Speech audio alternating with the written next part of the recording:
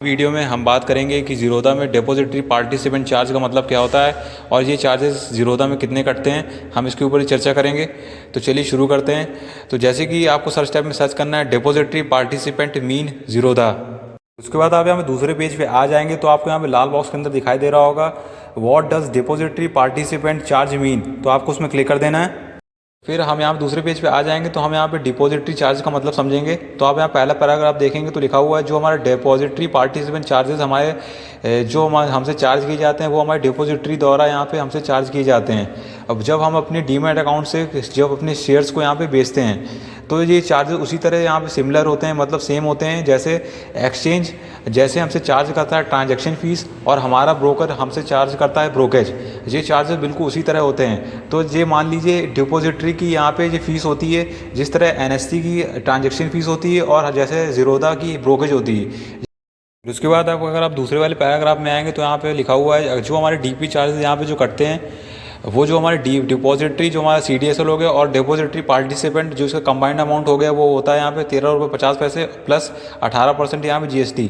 तो ये दो जो चार्जेस हमारे जो लगते हैं वो यहाँ पे पर स्टॉक पे लगते हैं। मान लीजिए अगर आपने किसी भी कंपनी का अगर एक शेयर बेचा तब भी आपके यहाँ पे 13 रुपये 50 पैसे कटेंगे। अगर आपने उसी सेम कंपनी का अगर 1 लाख भी स्टॉक भी यहाँ पे अपनी होल्डिंग से बेचे तब भी यहाँ पे 13 रुपये 50 पैसे कटेंगे प्लस यहाँ पे 18% GST के साथ। तो यहाँ पे ध्यान देने की ज़रूरत ये है अगर आप यहाँ पे एक शेयर भी बेचेंगे मतलब एक स्टॉक भी बेचेंगे तब भी यहाँ पे 13 रुपये 50 पैसे आपको देने होंगे। अगर आप यहाँ पे 1 लाख स्टॉक भी अगर बेचेंगे सेम स्क्रिप्ट के मतलब सेम कंपनी के तब भी आपको यहाँ पे 13 रुपये 50 पैसे प्लस यहाँ पे GST देना होगा। तो जब आप इसको सेल ऑर्डर के माध्यम से इसको बेच देंगे तो ये जो आपके शेयर्स होंगे वो आपके डीमैट अकाउंट से निकल जाएंगे।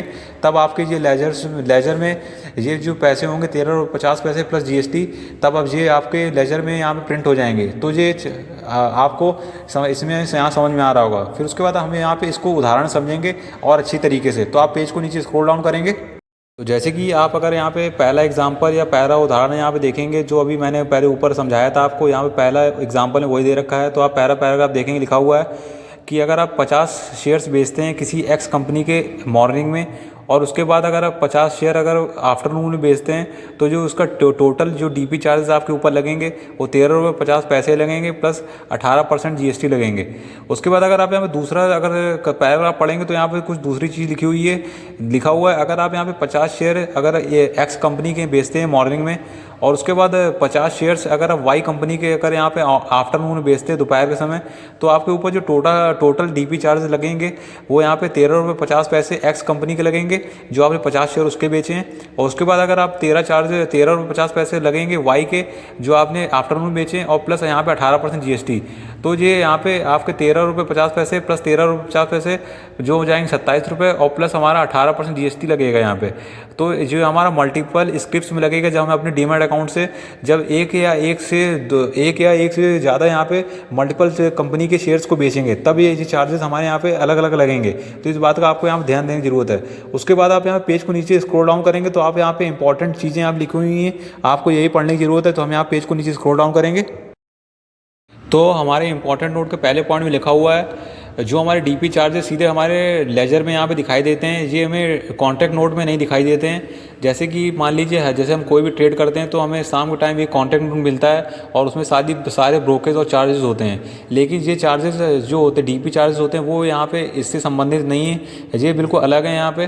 तो ये जो हमारे चार्जेस होते हैं वो सीधे हमारे लेजर में छपते हैं। तो इसको आपको यहाँ पे ध्यान देने की ज़रूरत है यहाँ पे।